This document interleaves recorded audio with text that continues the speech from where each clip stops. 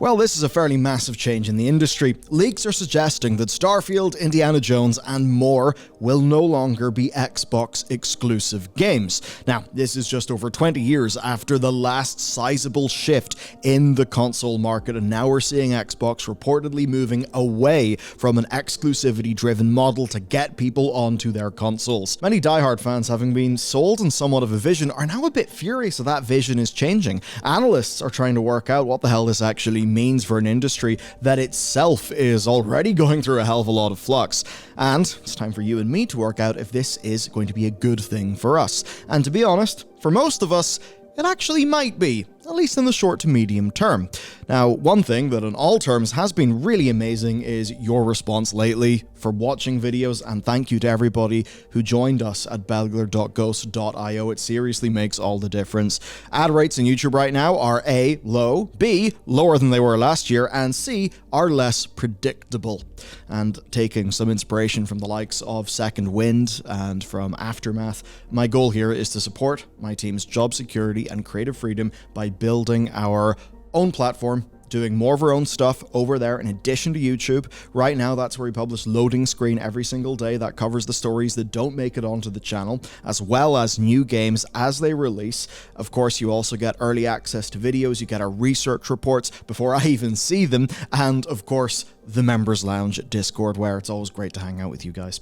The link is down below. Thank you for all of the support so far, and with that said, let's jump into this rather wild situation going on. So this all started with Xbox Era publishing a report. Their sources claimed that following the release of the Shattered Space expansion for Starfield, that the game itself would be prepped for release over on the PlayStation. That was the first domino to fall. What happened next then is The Verge reported from their own sources that Indiana Jones and the Great Circle was being considered for a PS5 launch several months after the PC and Xbox launch in December 2024. Now, this is quite the story in itself, because this is actually following Xbox changing their contract with Disney following the acquisition of ZeniMax, where that contract was changed to remove the multi-platform arrangement that had been agreed upon. So that's pretty spicy.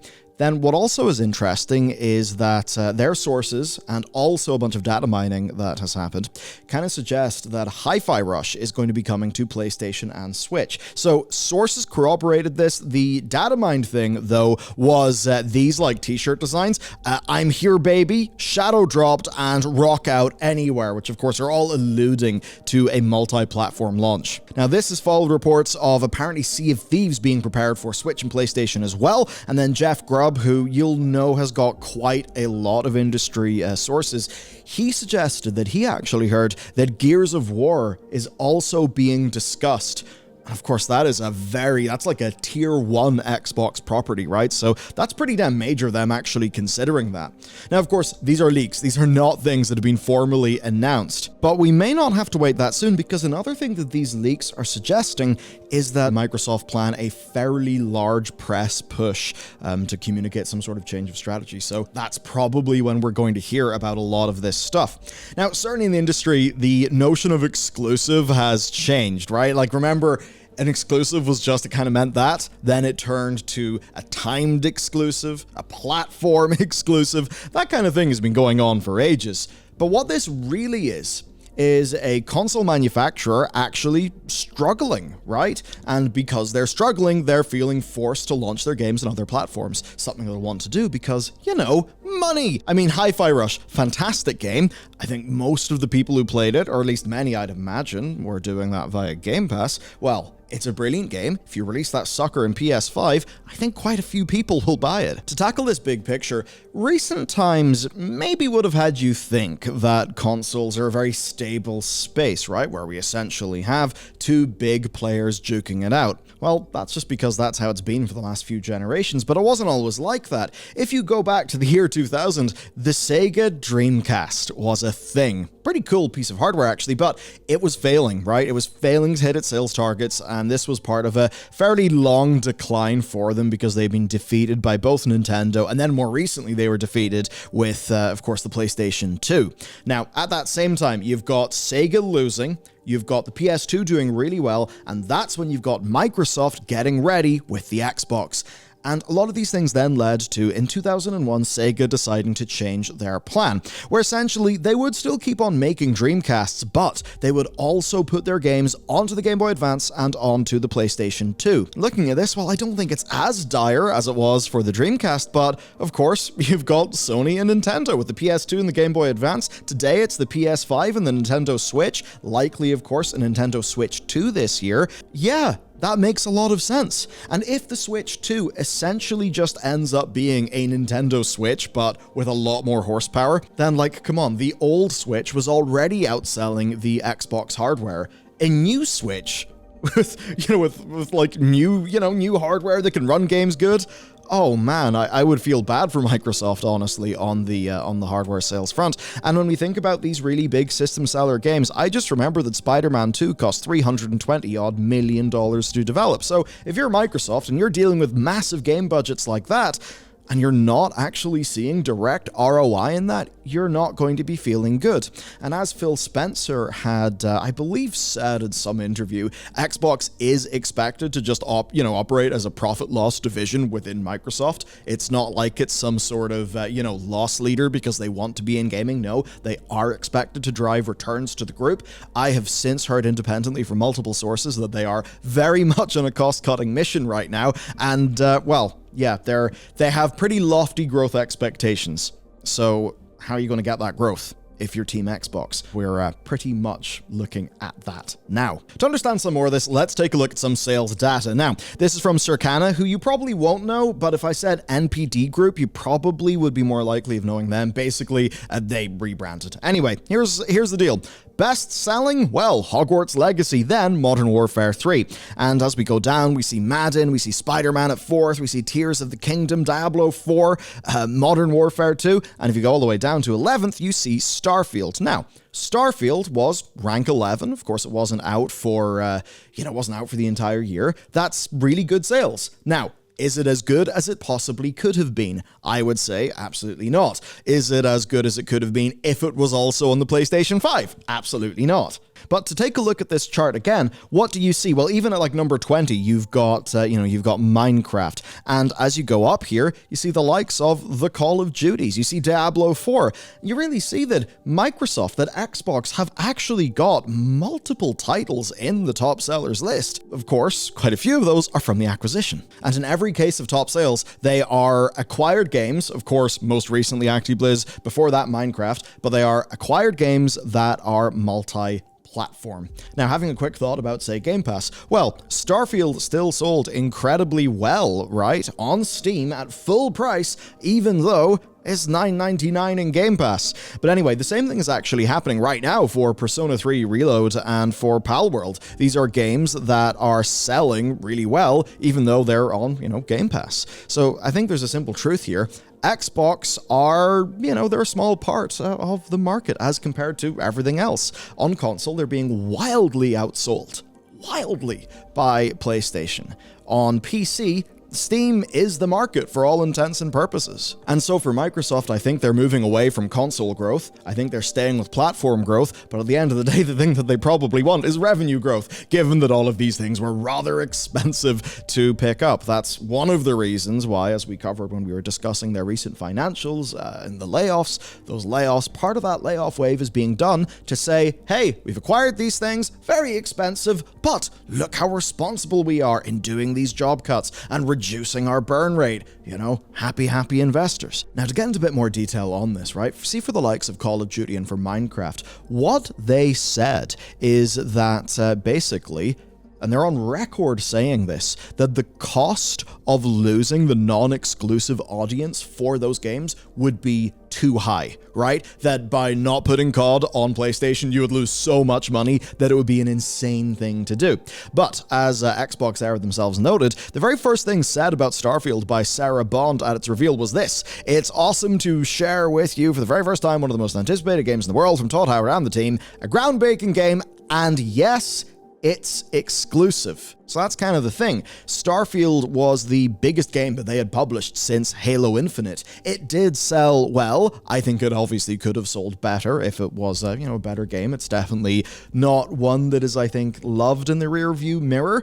But as Xbox Era's sources are claiming here, well, yeah, they do think it could have sold better. They're thinking that maybe if they put that in PlayStation, they would have earned more money. So it's a very fundamental thing there of whether the benefits of an exclusive platform are just outweighing, making some money because you've sold the damn game somewhere else. Here's what they said. According to our sources, senior leadership have reportedly debated the various pros and cons of releasing more of their exclusive software elsewhere, and internally, not everyone is necessarily happy with the decision, but recouping the potential money left on the table by not releasing elsewhere has arguably won out. Yeah, I think, look, if you're competing on sort of these terms of like, trust me, bro, it's all for the platform, it's going to grow, versus, hello, money now, money us now, sell games, make money. If you're a sort of more brutal executive, I think the latter is going to make a lot of sense to you. And in many ways, those wanting to grow the console market, wanting to grow the platform, to grow Game Pass,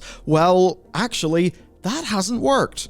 We talked about this recently when we checked in with their financials. You've got Matt Piscatella, senior analyst, very experienced analyst, saying that from what he understands, that they're stagnant. The Game Pass is stagnant. We've got Xbox, both of them, the S and the X, being outsold by the Nintendo Switch. And that's being outsold by the Nintendo Switch in... look, in a time where the Switch isn't exactly looking like the most exciting prospect, given it's the end of it, it's the end of its hardware life cycle. But hey, I suppose Mario, Zelda, they do a lot of work. They are perhaps an example of those exclusives doing exactly what exclusives should do, even though the Switch in many ways doesn't make sense to buy and is pretty underpowered and has all the issues the Switch has.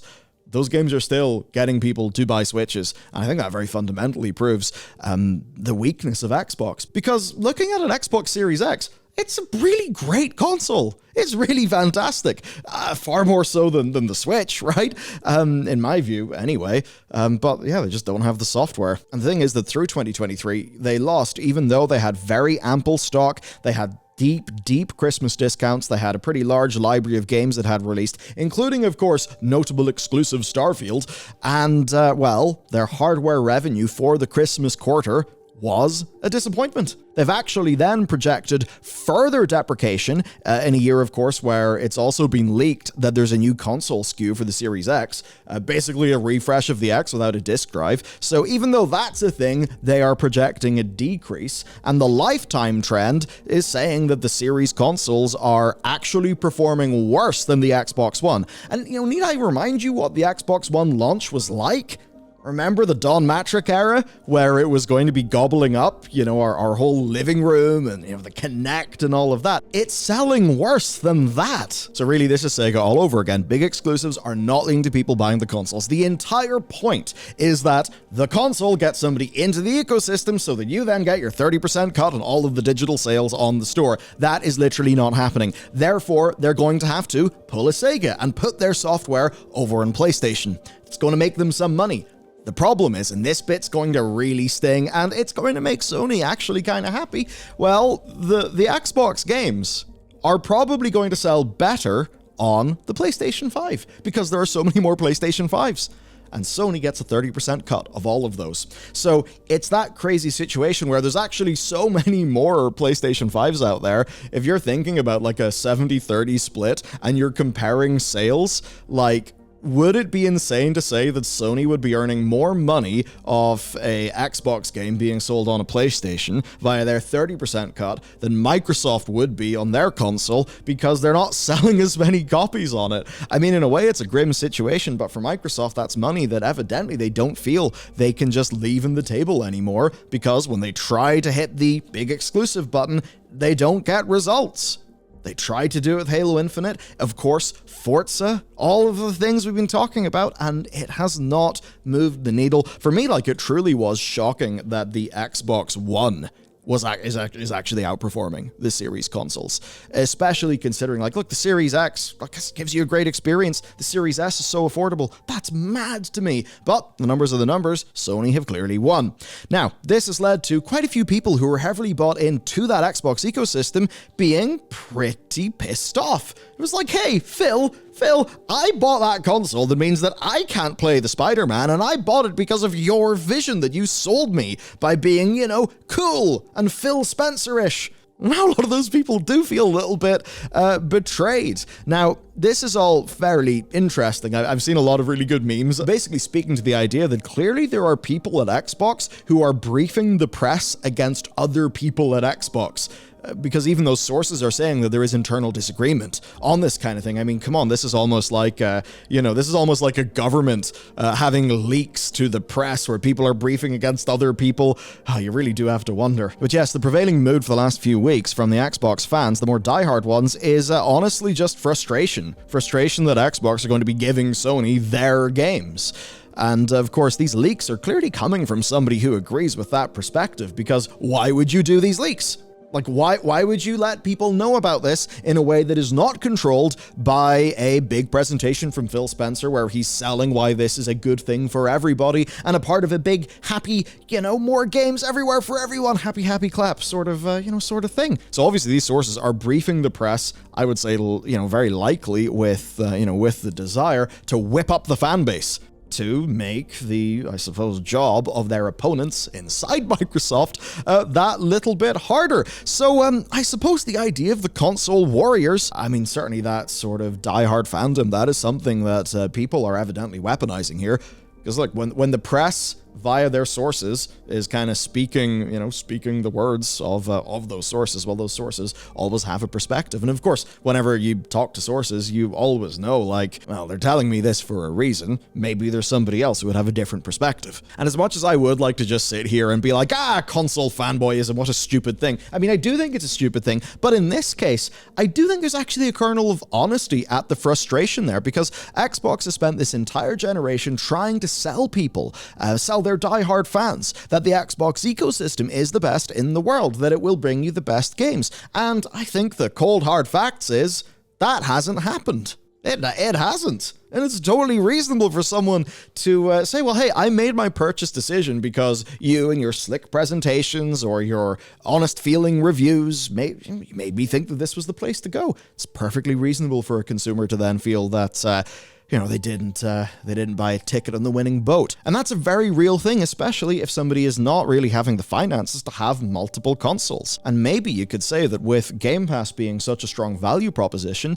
maybe for a lot of people, like, it was a stretch and they were only able to buy one console, and therefore they decided it's got to be the Xbox One because I can get really good value via Game Pass and I can play the big new expensive games just for one subscription. And you could see that being a very strong thing. And now they're thinking, well, I couldn't play Spider-Man or Spider-Man Miles Morales or Spider-Man 2 or FF7 Remake or the other FF7 Remake or FF15 or, any other PlayStation exclusive thing. And I mean, yeah, they always knew they wouldn't be able to play that kind of thing, but what have they bought with that? I mean, Game Pass is good value. Starfield? Redfall? I mean, the Forza games are awesome, but it's not been great. So let's work out what it actually means to us. If this is true, then there's going to be several different pipelines for exclusive first-party titles to the rest of the generation. If you are Sony, then your games will be in PlayStation, and eventually they'll be on PC roughly after about a year, unless it's a live service title, like, say, Helldivers 2, in which case it will be a day one thing. Yeah, I think it's pretty cool we're getting Helldivers 2 day one on PC. If you're Xbox, then your games are on Xbox and PC on day one, eventually PlayStation and Switch, game dependent, and of course you throw in Game Pass on top of that. If you're Nintendo, well, you're Nintendo, you get to do what you want because people really like your games, and that's that, you're Nintendo. And if you put a good enough chip in your Switch 2, then people like me will be very happy and buy one. So, thumbs up to Nintendo. Looking at the overall market, though, it does seem that this is basically where it was all trending anyway. Like, PC has risen and risen and risen. I know GPU stuff kind of sucks right now, but, I mean, come on, we get the Xbox games in day one, we get the PlayStation games eventually. I mean, we kind of do get everything. And then, of course, there's the idea of the patient gamer. The patient gamer always wins, and the best place to be one of those is undoubtedly the PC. Really, the wind was always blowing in this direction, and this is Microsoft essentially accepting that reality. And it's not like this is some massive, complete change in perspective from them. They have been, I honestly think, fairly realistic about their prospects. Like, they've, all their marketing has been about Xbox everywhere, on your phone, on your Xbox, on your PC. There's even this leaked slide where they don't actually expect Xbox owners to only own one console, where they have cloud-first gamers, PC-first gamers, and console-first plus multi-device. And then there's this quote from The Verge. In another document from May 2022 dubbed Roadmap to 2030, the company suggests that its new strategy may revolve around the controller. Controller becomes the hero, reads one key tenant, adding, the new Xbox controller is the only thing you need to play on every device. Well, that's certainly a little bit confusing to me, but I mean, hey, I am generally pretty pissed off at the lack of battery life performance from the PlayStation controller. So yeah, I suppose if you put Hall effect sensors in those goddamn thumbsticks, come on. Okay, so that's going on. People were basically pointing to this kind of move on exclusives as, in a way, the end of a dedicated Xbox console, one that could potentially lead to dwindling profits from the company because they essentially could end up just going the way of being a games publisher, just like Sega did. I mean, it is called Microsoft. It's not called Micro Hard. Which is to say that traditionally, what was the whole thing? Their whole thing was, we will ship software and we will undercut everyone out there so that instead of Netscape Navigator, they're using Internet Explorer. They're not using WordPerfect, they're using Microsoft Word. That is how Bill Gates absolutely demolished everybody. And when you look into the hardware space, well, that's where Microsoft's track record gets really, really iffy. It's kind of all over the place. They've had so many failures. And, need I even go on a long discussion about the very confusing identity of Windows, because they've tried to have Windows, fit onto all these different devices. Even most recently, the whole dual screen device thing, they had a SKU of Windows that I think they were making for that, and I think they've now killed that project before hardware properly even came out. It's just always chaos, really, for Microsoft. Whereas, when it's just coming to, enterprise software, turns out that's their bread and butter. Some, though, are worried that Xbox identity will be the thing that goes away. Their accounts, the ecosystem, the thing that they have become comfortable with and used to. One where maybe Game Pass is also something that goes away. Maybe where people are worried that licenses to games are just, that they won't have access to them.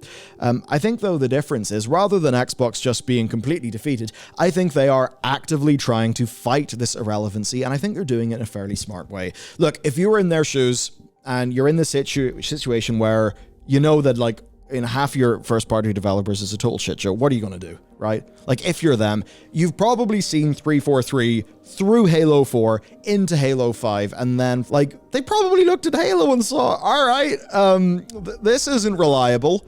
They probably know that Gears of War is a relic, I think it's a relic of the time where it initially came out, where that kind of shooter was new and exciting to people. And yeah, there's cool stuff in the new Gears games, but I think Gears has really lost a lot of cultural relevance, whereas Sony is still pushing the envelope forward, I think, in a lot of presentation and just the uniqueness of experience in their titles.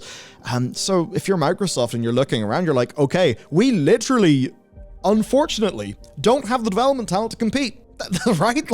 I think they just had to admit that. And then what do? Well, they go for platform over hardware. I think that was the right move. I think they probably were trying to do a big Hail Mary with Starfield. I think with the acquisition of Activision Blizzard, what they're buying is lots of future revenue from those really big titles. I think they're also buying potential levers that they can pull in the future when it comes to exclusivity stuff, if they felt they still wanted to do that. But ultimately, it seems like they're just going to have to content themselves with having multiple pretty damn high places on the full year 2023 sales chart. Maybe they'll be focusing on getting more very highly selling games. And I suppose keeping the soft in Microsoft rather than try to win in hardware, which Microsoft has a bloody bad time with, really, doesn't it? Okay, that's it for today's video. Thank you to everybody, of course, who supports us over at bellular.ghost.io. On the topic of the URL, I know we're trying to change it over. The TLDR there, Ghost is awesome. I mean, it's open source like WordPress is, but Ghost just does a whole bunch of things that are really awesome. If we wanted to, we could even go self-hosted, which would be a bad idea, but it's like kind of nice that there's the freedom that we could do that. And yeah, Ghost are... they're a pretty cool bunch, so we just wanted to go with like a good open source platform that's, yeah, it's just pretty damn sweet in what it does. So we'll have that branded, you know, over to us, you know, URLs fairly soon. But yeah, anyway, no, they're awesome. That's where we do a lot of our content there, and I really do appreciate everybody who's been signing up lately. It honestly does help so goddamn much. Yeah, it means a lot. It's also been really fantastic for team morale, even just, you know, dropping in and chatting with you guys in the members lounge. Now, we appreciate it a hell of a lot, so thank you. With that said, anyway, of course, I'll be back with another video tomorrow. You know I will. So I'll see you there, and yeah, have a nice day.